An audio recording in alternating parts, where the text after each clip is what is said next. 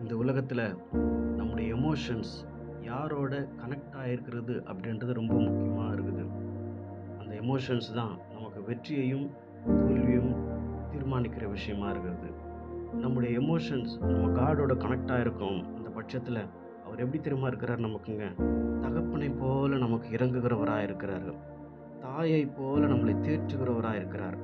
ஒரு மெய்ப்பனை போல நம்மை தேடுகிறவராக இருக்கிறார். ஒரு மெய்ப்பனைப் போல நம்ம எப்பொழுதும் தேடுகிறவராய் இருக்கிறார். கோழியைப் போல நம்மளை எப்பொழுதும் சேர்த்து கொள்ளுகிறவராய் இருக்கிறார். சூப்பராக சொல்லணும்னா, ஒரு கழுகை போல நம்மளை சுமந்து எப்போதும் வழிநடத்துகிறவராய் இருக்கிறாரு. நமக்கு பிரச்சனை வரலாம். ஆனாலும் அந்த பிரச்சனையில், அந்த சோதனையில் நமக்கு ஜெயம் கொடுக்கிறாரு. மணவாளன் மணவாட்டியில் மகிழ்கிறது போல எப்பொழுதும் நம்ம ஆண்டவர் நம்மளில் மகிழ்கிறார். ஏன்னா நம்முடைய எமோஷன்ஸு அவரோட எப்பொழுதும் கனெக்ட் ஆகிருக்கிற பட்சத்தில் எப்பொழுதும் நமக்கு சப்போர்ட்டிவாக இருந்து நம்ம